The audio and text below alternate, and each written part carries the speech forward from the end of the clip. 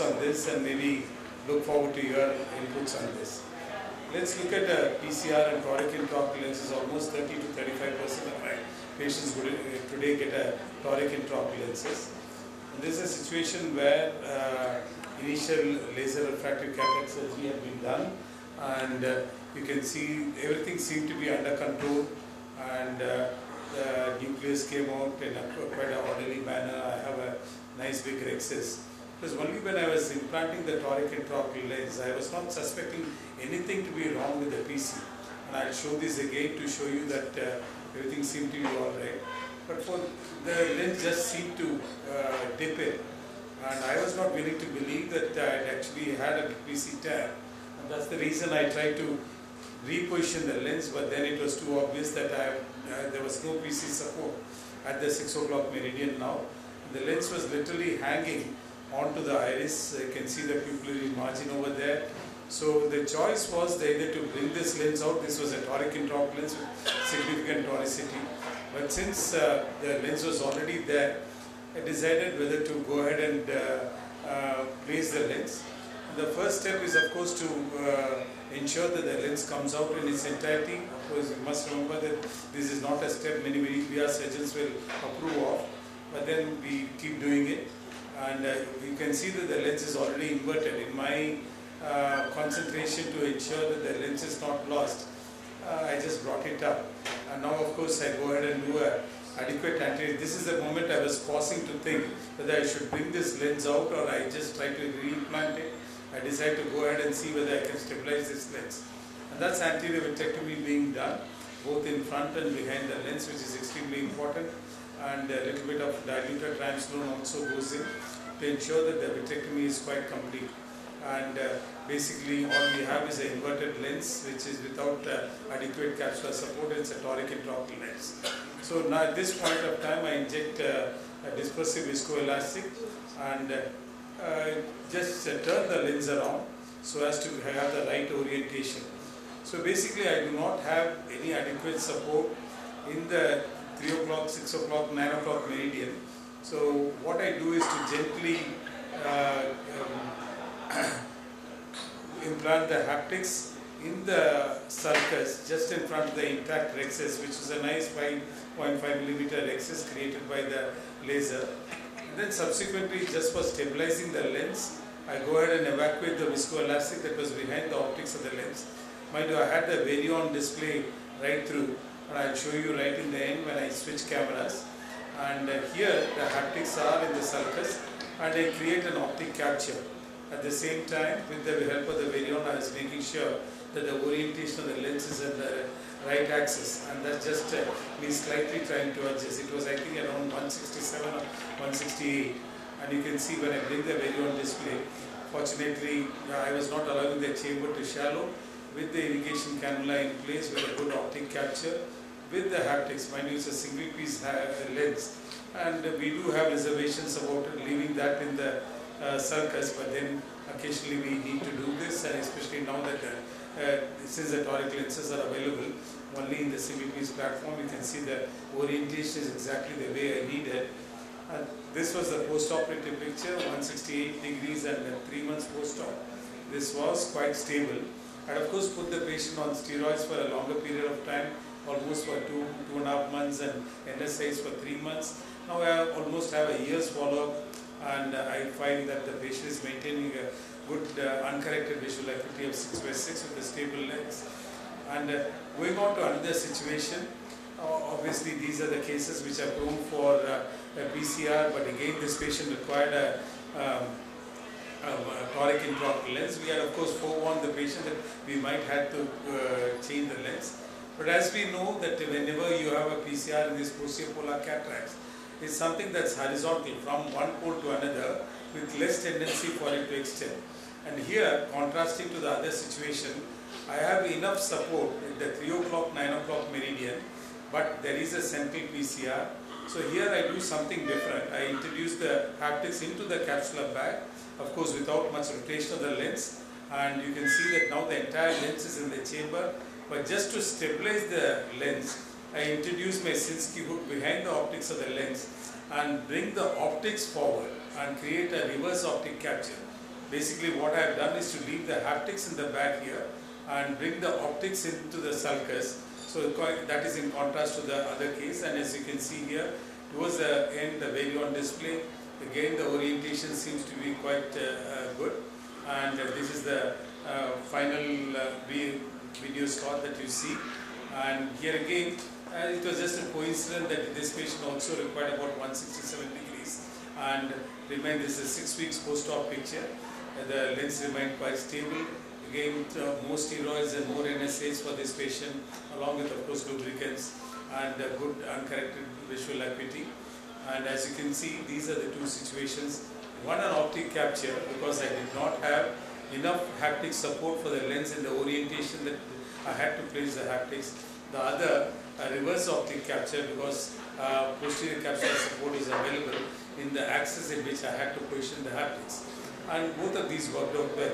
Of course, we are all aware of the vagaries of leaving a part of the single-piece lens in the sulcus, but now that the three-piece lenses are becoming less and less available, and toric intraocular lenses are very much coming into vogue, and we might face these situations. I find that once in a while I am forced to resort to this, and properly done with adequate vitrectomy and adequate post-operative care, at least in the limited period of follow-up that I have had, these lenses seem to be doing well, though this is not something I would recommend on a routine basis. Let's look at LRCS in a traumatic cataract with fibrosed capsule. This was a patient who had an injury at the age of around 10.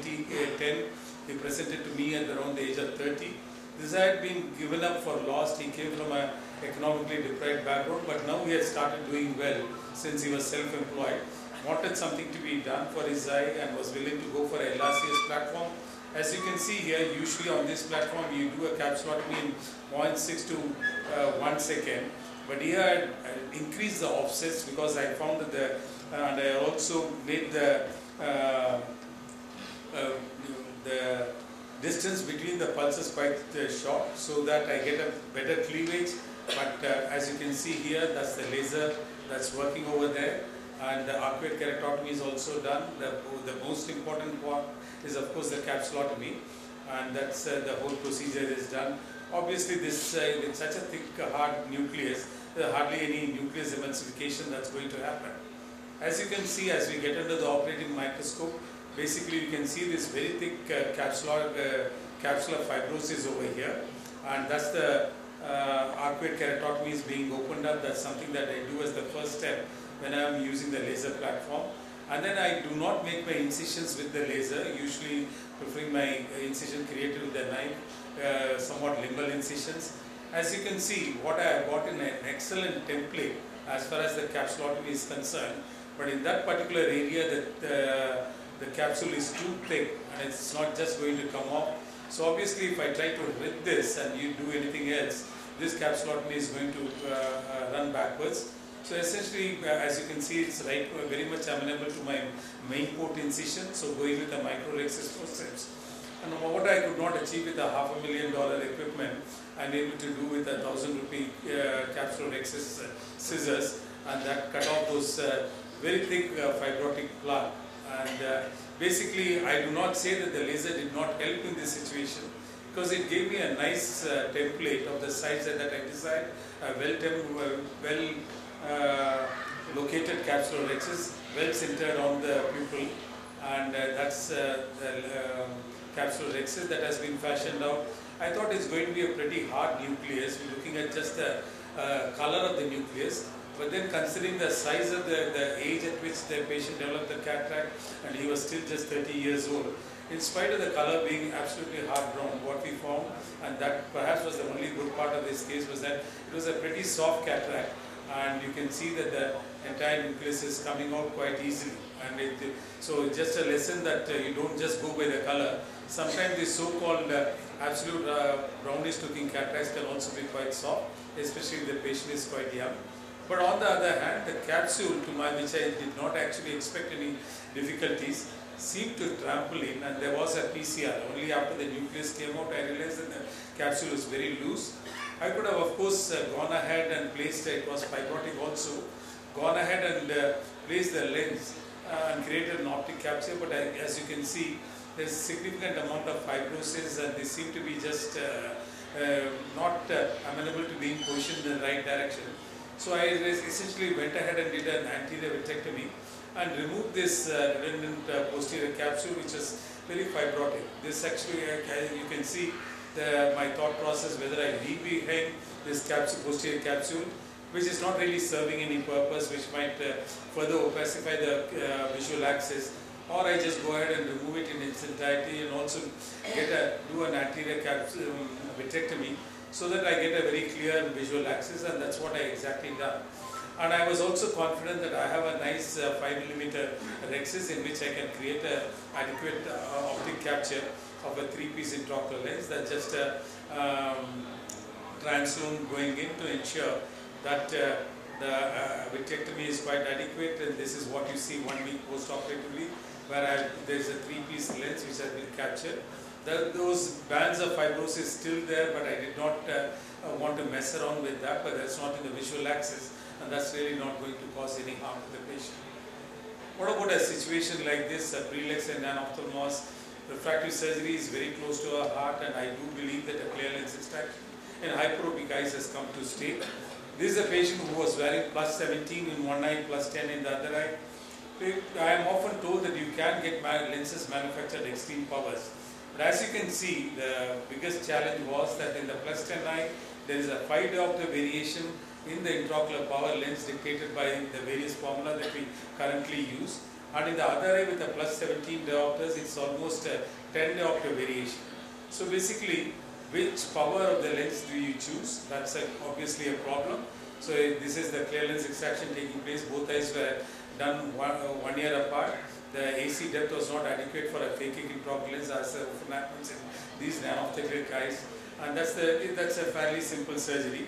And that's the end of the surgery with no power being used. And after bilateral surgery, this is what we found, a plus 0.75, 66 in the eye which had plus 10 diopters. I placed a plus 40 diopter intraocular lens, single piece hydrophobic acrylic lens. And you can see that plus 6 diopters in the other eye, which was amblyopic. And this the main advantage of the sulcoflex is irrespective of the reason for the residual power, the intraocular lens power calculation becomes very easy. When I have a plus 6 diopter residual, it's just 1.5 into, and that's a plus 9 diopter sulcoflex that's going in. It's an overall diameter of 14 millimeters. The optic size itself is 6.5 millimeters. And in spite of it being a nano-ophthalmic eye, because you have removed about a 4.5 millimeter lens, natural lens in thick anterior posterior thickness, there is adequate space for implanting 2 lenses, and that's exactly what I have done. And you can see this post-operative ASOCT as well as slit lamp photograph showing the 2 lenses in place. And I think this was a life-changing experience for this patient, extremely important. I'm absolutely against the concept of doing clear lens extraction in cases of myopia. But when it comes to hyperopia, especially when the sclerochoroidal thickness is 1.7 millimeters, a reasonably controlled phacoemulsification, this is often a good option to rehabilitate your patients. And this is again, we discussed about the requirement for multifocality, and this is a patient who had surgery done some time back, had a very nicely placed monofocal intraocular lens, but then wanted multifocality, was very keen on this. And now we have options in this. Is actually an Indian trifocal diffractive piggyback lens, quite cost effective. And 1 week apart we did both the eyes, and you can see those lenses being slipped in. So it looks quite large. There's a significant amount of maneuvering that needs to be done, but then it's doable, and it just takes about 5 minutes to do it. It's more to introduce the concept of restoring, and sometimes when you have one eye presenting with the monofocal, the patient wants multifocal in the second eye. After the multifocal intraocular lens implanted in the second eye, you can offer this choice to the patient, and as you can see here, a reasonably good visual outcome as far as both distance and near uncorrected visual acuity after this implantation. We did discuss about this situation. This patient was actually referred to me. Excellently done toric monofocal intraocular lens implant. This patient was a lawyer, a very nice lawyer, was very understanding, but his problem was the negative dysphotopsia, which was bothering him very much. And almost after 6 months of waiting, the primary surgeon referred to me, a very good friend, a very good surgeon, and he said that just counsel him. I had a significant discussion with him. Since he was emmetropic for distance with the primary implantation, and it was a toric intraocular lens, I did not want to disturb the lens, bring the optics into the anterior, into the sulcus, or even do any yak for the edges, because those are the other modalities that are suggested.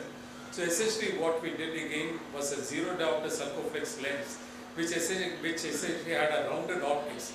And there are various theories as far as negative dysphotopsia is concerned. But once the square edge haptics was hidden by the rounded edge optics, which has really had no refractive element in it, the negative dysphotopsia disappeared the next day. I've done it in one other case also, and I think this is a good modality that you have in your armamentarium for dealing with this kind of a situation. And post-hyperopic classic, this patient had undergone, you can see the central steepening that is there, a post-hyperopic classic situation, but still the patient had significant amount of hyperopia as well as cylindrical power left over, presented for cataract surgery. Bilaterally this was the situation, though he needed cataract surgery in only one eye. This is a situation where you use specifically the Barrett 2K toric calculator, which essentially is meant for the power calculation of the toric intraocular lens in a situation where a refractive surgery has been done.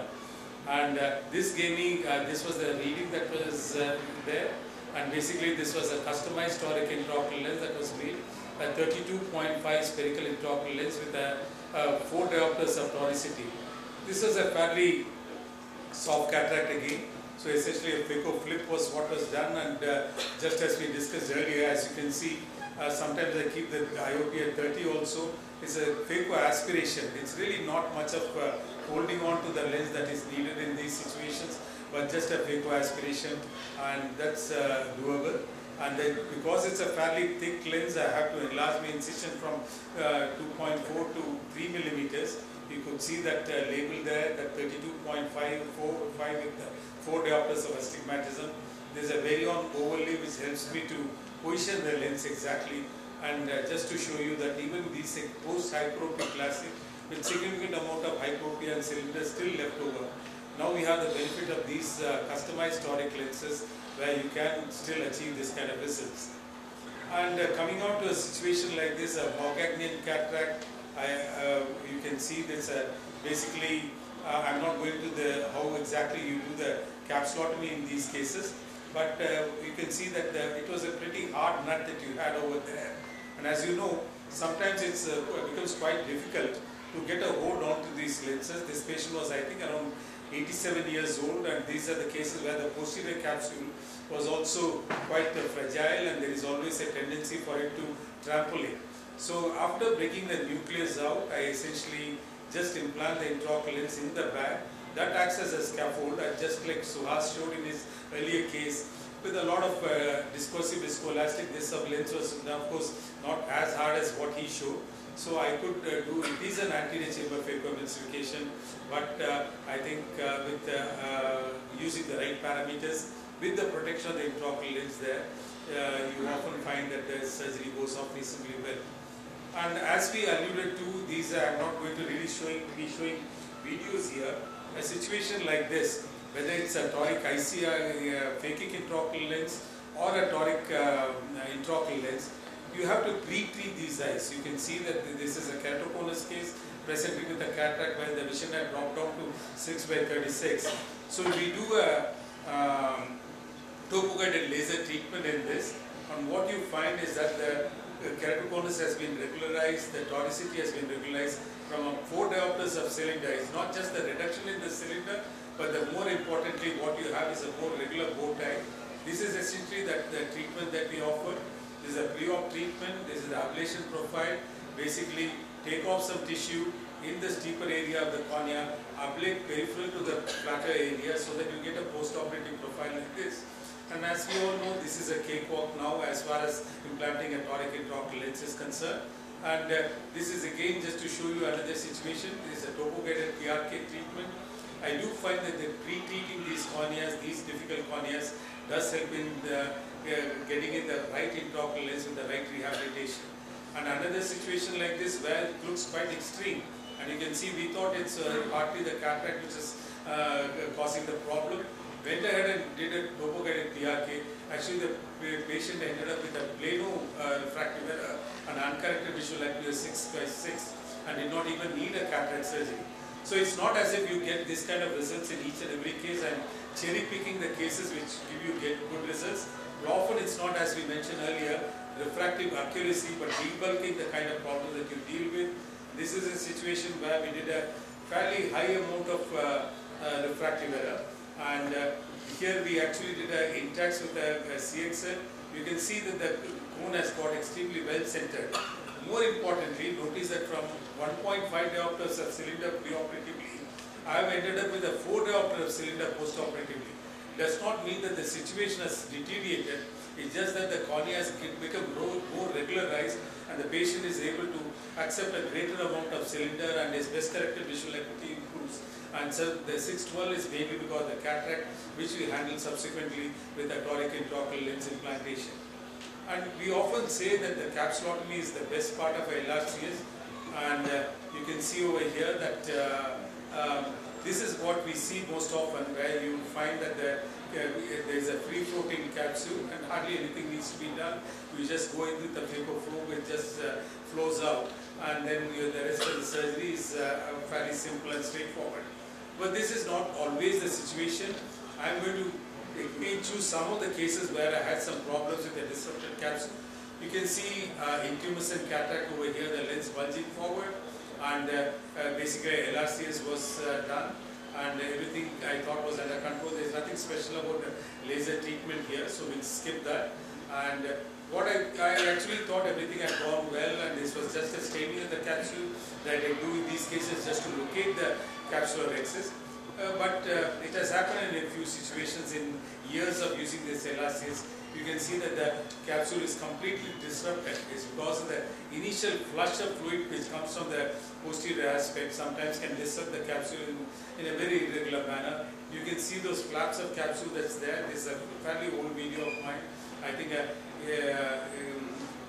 do go ahead and implant an EDOF lens in this situation, because the fellow had already received that between the flaps of the capsule that's there. It is just to leave behind the message that it's not always that you get a perfect excess, though most often it happens. And going on to a more extreme problem that I faced, here again it was not really a total cataract, but fairly a white cataract, and I just stained the capsule, and I see that you can see over here I introduce a viscoelastic, and you can see that in this particular area the capsular excess has not really taken place. So I essentially go ahead and go in with a Sinski hook essentially to gather up the excess in these situations. So I find that the excess is not complete over there. So basically I decide to go in with this PET 6 gauge cannula, PET cystitome, and then tease out the excess in the area where the laser has not done its job. I thought I had done it quite adequately. The excess is free floating over here, and we can see that the scroll of the excess over there. I thought everything was under control. Went ahead, but only when the nucleus was completely evaporated, still I did not suspect anything was wrong. When I removed the phaco probe, I saw the anterior vitreous bulging forward in this particular area. And that's when I realized that actually the excess has gotten extended, and there is a PC rent that has occurred. Immediately I secure it with injecting viscoelastic. Actually HPMC was what was on the table, and it was given immediately to me. And now the dispersive viscoelastic goes in. It's often said that you do not remove your irrigation cannula, but when you inject your dispersive viscoelastic, you have to stop your irrigation. Otherwise the viscoelastic will keep flowing out, as you saw initially. I do tamponade the anterior vitreous space, and now because I want to create enough space, there's some amount of cohesive viscoelastic that's being introduced, and now the patient wants to receive high hands intraocular lens in this situation, and I decided to go on to that in spite of having a significant PC rent in the subincisional area, and that's the intraocular lens that's going in. And I'm wary of the fact that right in the subincisional area, I have a large PC So essentially, I do not want to open the lens straight away in the capsular bag. That's the PC rent over there, and that's the leading haptics being introduced, and subsequently the trailing haptic also being introduced into the capsular bag in a very controlled manner. And this is the time when I take out whatever residual cortex is there. Mind you, it is at the 6 o'clock meridian over here that I'm operating seated temporarily. There's a large PC rent, and I'm constantly conscious of the fact that I should not be disturbing the vitreous phase over there.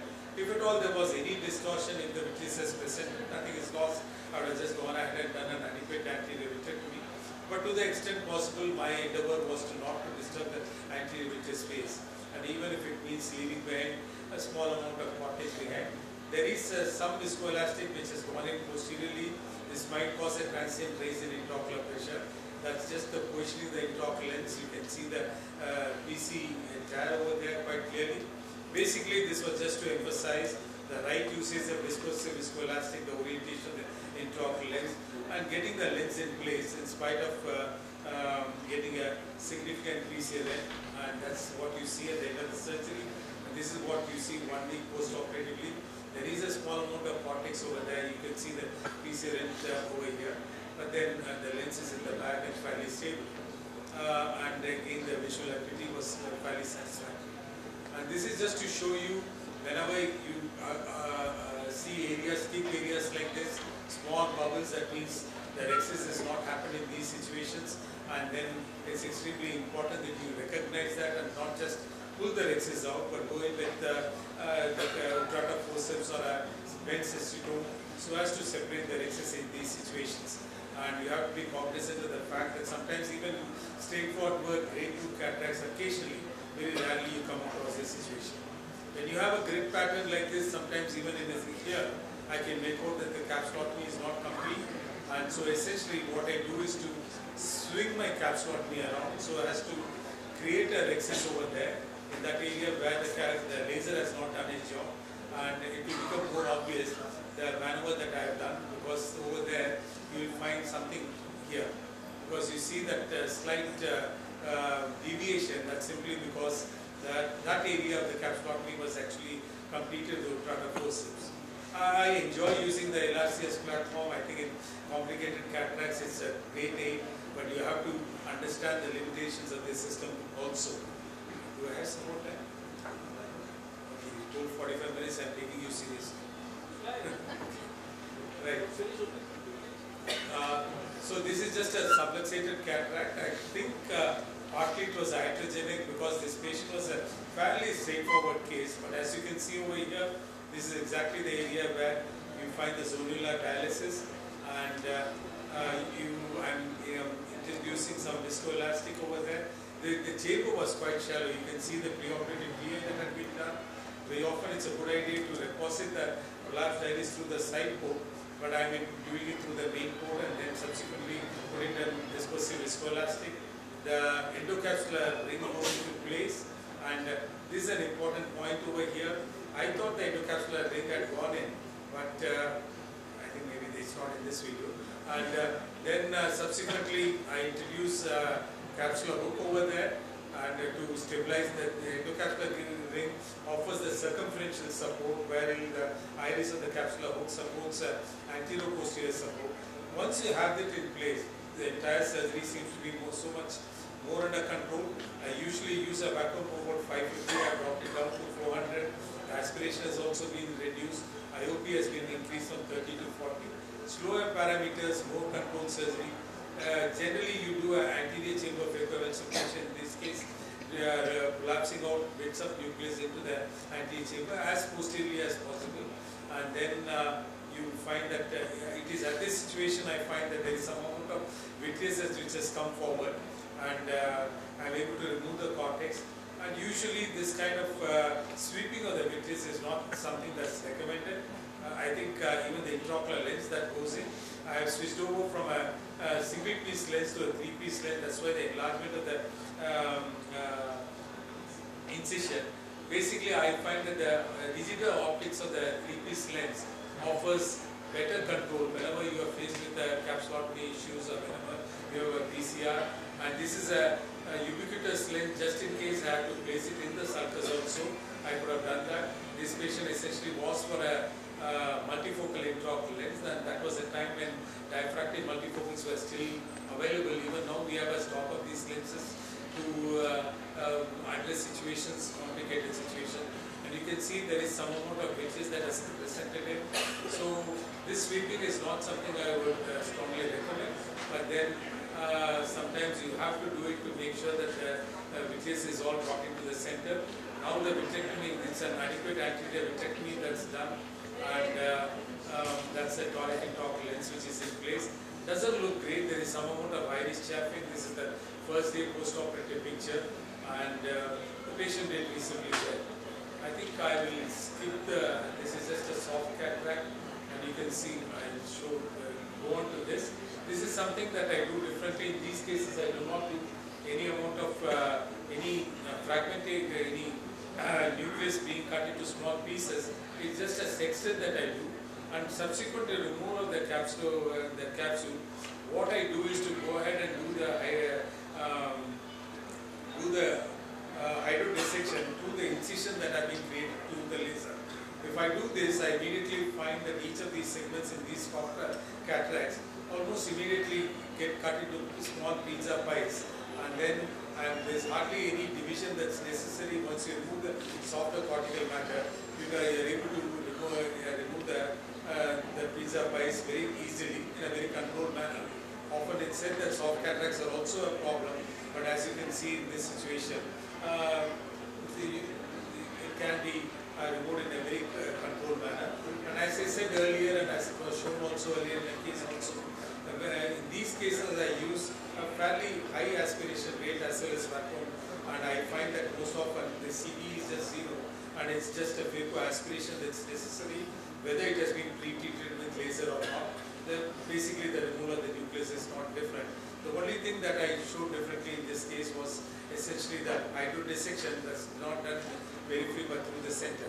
Actually there was some discussion about the activation of the active sentry.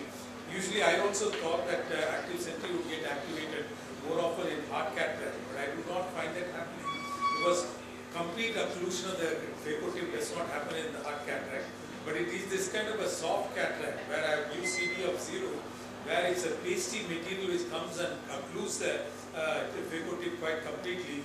It is quite surprisingly, though the CD is 0, it has got actuated 14 times. So that means almost 14 times the irrigation sensor that is there at the distal end of the phaco-tip, at the proximal end of the phaco handpiece has got actuated and mitigated the surge that could have possibly happened.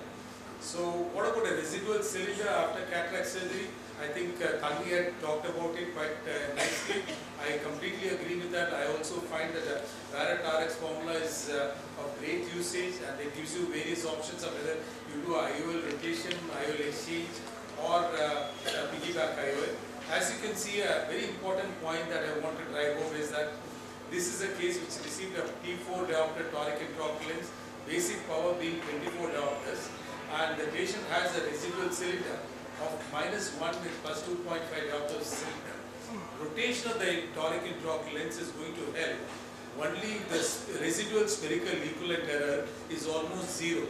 Supposing you have just -2 diopters of cylinder left over, or -0.5 with plus 3 diopter of cylinder, rotation is not going to help, because when you are rotating the lens, you are only redistributing the power that is already there in the lens, and you are not adding any power. So this is a typical situation where you find +1 with a 2.5 diopters of cylinder, which is spherical equivalent is about -1.25. This sort of balance out, so rotation is going to help, and that's exactly what we did in this case. Of course, this Barrett RX tells you that if you rotate it by so many degrees, this will be the residual cylinder. It had to be rotated from 6 degrees to 176 degrees, and it also and that's exactly what we went ahead and did. And as you can see over here, that's maybe a little bit of a rexus runoff that caused the lens to rotate. And I have the Varion overlay, and all I do, no viscoelastic is introduced, and it's just an irrigation cannula that is kept in place, and the lens is gently rotated. Because sometimes just the removal of the viscoelastic itself causes the lens to rotate. So no viscoelastic is introduced, and usually it's done at 2 weeks period. And mind you, this is something you owe it to yourself and your patients to get the maximal outcomes out of these toric intraocular lenses. It's not a good idea to ask your patient to accept a residual toricity, especially if you can address it quite adequately. This is a patient who had a resume lens done almost 20 years back by me and had an excellent visual acuity, but she needed a 4.5 diopters of cylindrical correction outside and without any add-on. These lenses also worked very well, and she actually, the other eye had a smaller cylinder. She was okay with that, but wanted something to be done for this high amount of cylinder. That was, she was now about 28 years old, and you can see that lens is still in place. And essentially, what I'm going to do here is, I should have copied to the earlier slide. The sense that here again, it's Sarcoflex lens that's going to go in. It's a piggyback lens, an Indian piggyback lens. The toric version is also available in these, and these are cases where this is a hydrophilic material. One of the things you keep in mind when you do a piggyback lens is ideally the material of the piggyback lens should be different from the primary material, and since that was a hydrophobic material, this is hydrophilic, and we have the Varion overlay on, though it's not showing up in the video recording. And you can see the design of this lens is something quite similar to the trifocal lenses that I showed you, and you can see this can be gently maneuvered into the sulcus, and there is a certain amount of, especially in these cases which have been operated 20 years back. I forgot to mention it, maybe you would have seen it. I did inject viscoelastic under the pupil, use our iris repositor so as to sweep the iris all around, so as to break any adhesions, and then these lenses can be introduced and positioned appropriately, and there's usually an excellent visual outcome in these situations. What about a more common situation of a runaway rhexis? And obviously I started out handling this case quite wrongly, because I should have aspirated a little bit of lens material, but everything seemed to be under control, and just a little bit of laziness, I went ahead and decided to go ahead with, I should have this phase aspirated some amount of lens material, but I just go ahead, and that bubble is coming right there, hiding my view, and that's the situation where there is a tendency for the rhexis to run off, and you can see it has come almost over here. And this is a more important part is now I go ahead and aspirate some amount of lens material inside, inject cohesive viscoelastic in front, and this is the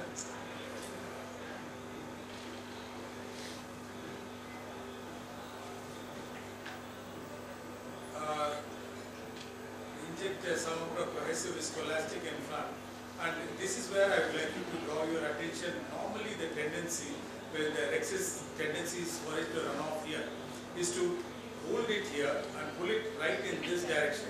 But what is recommended very little and what's being widely practiced is to lay the rhexis back onto the surface of the lens like this, as I have done in this situation.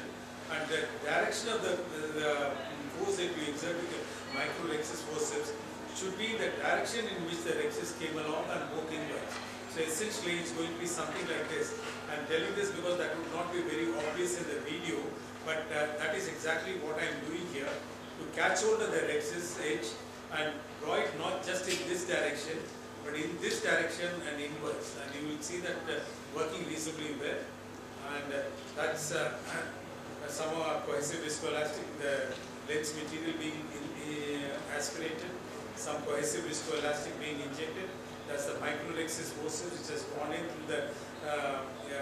through the side port, and I'm catching it over there, and I don't know whether you could appreciate the direction in which I do the capsular rhexis forceps. That was along the direction in which the rhexis had come, and now once it's more under control, I learned from my previous experience, I draw out some more lens material. Now it's a little more routine. I go ahead and complete the rhexis as we all do, and of course I'm more comfortable doing with the 26-inch cannula, but in these situations often using a micro rhexis forceps also helps. And small pupil pupil phaco.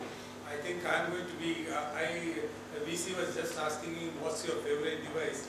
I do use the iris hooks whenever it's needed, but very often in these 4mm lenses, even if it's a grade 3, grade 4 cataract, I often find that I do not need any device.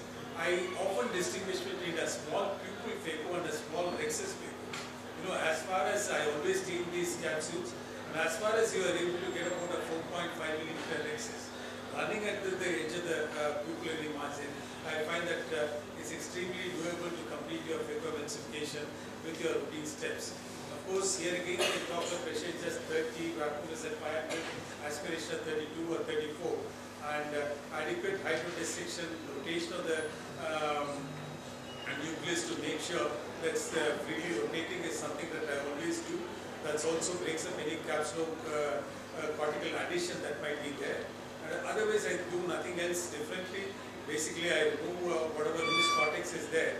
Then I always create a small trench, a mini trench running up towards the center of the nucleus, and that I find that always gives me good access to the meat of the nucleus. Once I have done that, this is just I go ahead and bury the phaco tip into the nucleus.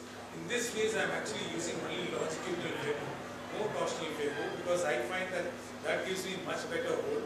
And this is all happening within the endocapsular area, much away from the pupil.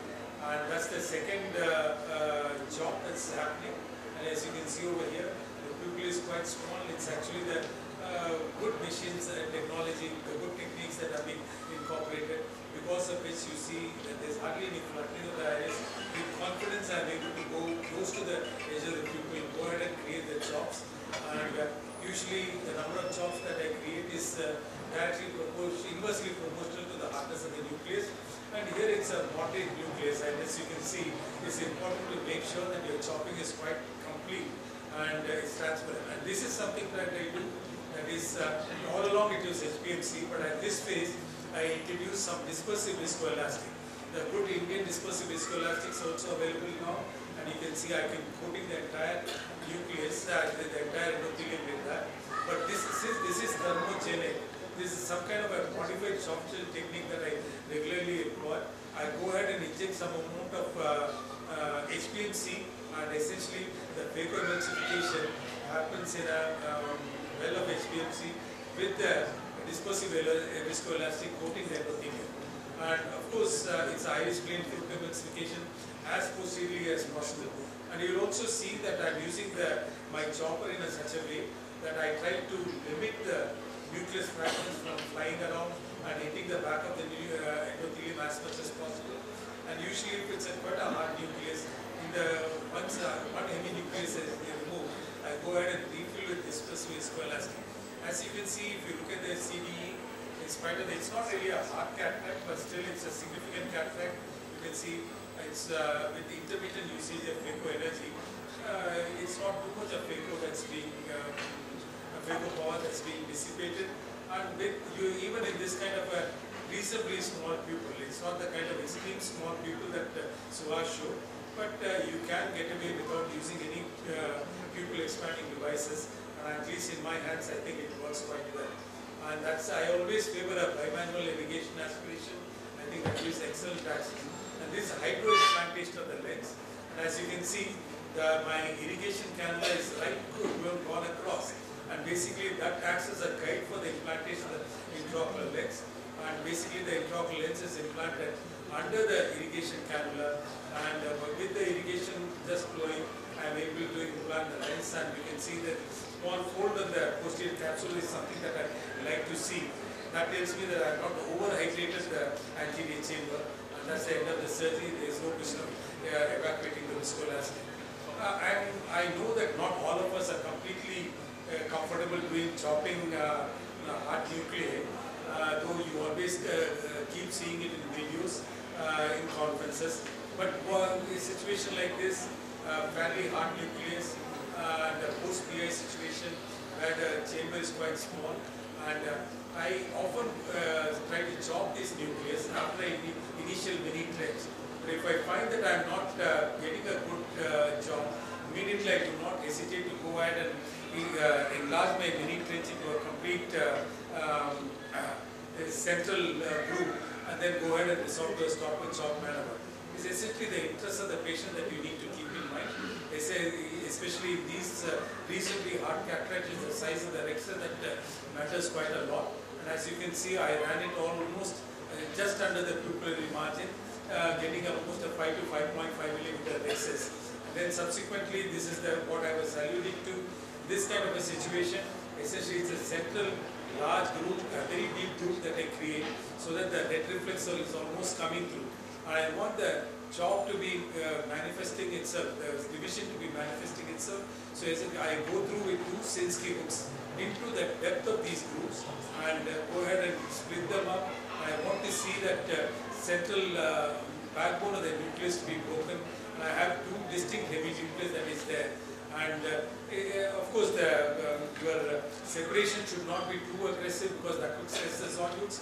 But there is a certain amount of lateral separation that happens even when you're in a phaco chop situation. So after you have 2 good heavy nuclei that has been separated, the rest of the ribbon of the nucleus becomes more controlled, and something along the lines of what we always do. And this is maybe on the last of my videos. This is way back in 2012, where the patient presented with a -24 and a -27 diopter refractive error. We had actually implanted a -23 diopter phakic intraocular lens in both the eyes of the patient 2 days apart. Basically, that was the only lens that was available, and it did not have a central hole. The patient did have a significant residual error, but was way better than what he presented to us with. And for almost a decade, he refused to have any kind of a touch-up procedure on the cornea, saying that I would rather live with this error, was wearing glasses, was comfortably getting around. But then, almost a decade later, this is a lens which did not have a central hole. In spite of the port being quite adequate, developed an anterior subcapsular cataract. And maybe because of some amount of nucleus sclerosis, the refractive error has also gone up. And basically what we do here, and what I'm going to show is how I remove a phakic intraocular lens and do a cataract surgery at the same time. This is essentially a 2.8 millimeter incision that I am doing. And you need not really enlarge the incision any bigger than that. It comfortably comes out even through a 2.4 millimeter incision. Just because I was planning to put a 3-piece lens, I made a 2.8 millimeter incision. And you can see that all I do is to bring out just one haptic. Then using a hand-over-hand maneuver, this lens, just even after 10 years of the primary surgery, quite comfortably slides out of the sulcus position. And you can see the entire lens being brought out. It's quite free floating in the sulcus. There's really no need for a larger incision. You can see this zygorotomy over here that was done because at that era we did not have a central hook. And subsequently the phacoemulsification can be done through the same opening. The only thing is, quite often these phakic intraocular lenses are associated with anterior capsular fibrosis. So you have to be careful in these areas. And as I'm going to be doing here, I initially start with a needle, but subsequently once I run into that area, I go on, switch over to a micro-rexis forceps, and then complete my rexis. Then go ahead and complete the phacoemulsification. And actually this patient required a -7 diopter intraocular lens, which is a 3-piece lens, which is what we are going to implant. And that's just the phacoemulsification being completed. As you can see here, I am keeping the vacuum at 600, IOP at 20, aspiration at 34. It's again a fairly soft cataract that we are going to be dealing with. These are my parameters when it comes to soft cataract. And essentially I feel that it's a carouseling out the cataract that we do. There's no question of getting a hold on these cataract because they're too soft to be held. All you do is to remove some amount of lens material and then subsequently just phaco aspirate whatever lens material is there. That's exactly what I'm doing. So I find that I do not really have to change the tip in these situations. I just go ahead with whatever. It would have worked well with 2.4 millimeter also, but since it was -7 diopter 3-piece lens that I had to create, basically I had created even initially. I don't like enlarging my incision midway. Whatever be the incision that is necessary to complete the surgery, that is the incision that I make right there. Last of my videos, I think laser archways have come to stay. I find that when most often we have against the rule astigmatism, we operate seated temporarily. Quite a few surgeons do not make a pad incision for against the rule astigmatism. But as you can see over here, I have made a pad incision. I am seated here. This is my primary incision going to be. These are my arcuates. And even in this situation, I go ahead and do this. And I think you can see those arcuate incisions over there. And the first thing that I do is to open up these incisions, which are made at 8mm diameter. This obviously, as we mentioned, is not refractive accuracy, but debulking the amount of astigmatism that these patients face, especially when the patient has a multifocal intraocular lens. As you can see, the incision that I am making enters the anterior chamber, posterior to the keratotomy that has been made, and subsequently the intraocular lens is implanted with the benefits of the laser arcuate keratotomy, debulking the astigmatic that is there. This is a case just came to me last week. The patient had some amount of vision, but this is just to, there's nothing much to the surgery. Never leave these eyes like this. You can see that haptics is in the anterior chamber, and this is what the patient had. A significant CME, chronic cystoid macular edema, corneal decompensation. You can see the specular microscopic levels. The fellow had a good surgery done almost 15 years back. Patient was 85 years old, and obviously you should not leave such eyes behind. It's just a very simple 1-minute surgery that the patient needed, and all along he had been going from doctor to doctor, often with bouts of inflammation, drop in visual acuity, put on steroids, NSAIDs, but there was adequate capsular support that was there. All you had to do is to bring the place the lens in where it belongs, and subsequently, because there was a significant CME that was there, we also gave a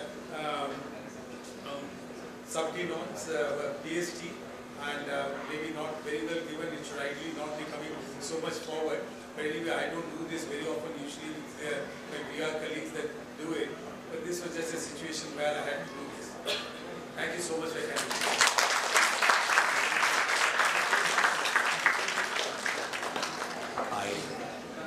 I request Dr. Wavikar to give the memento. I request Dr. Abhijit to be ready with his talk.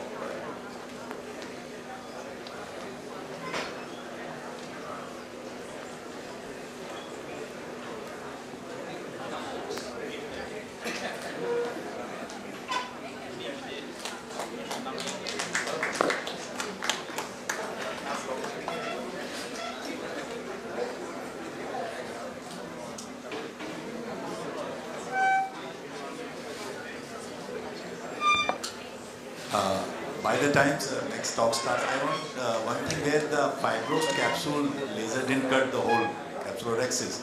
Zepto would have worked there, sir. Because it burns and holds the whole capsule. Because cases of keratoconus in which the corneal astigmatism was managed prior to the cataract, they were cross-linked eyes, or they were cross-linked prior.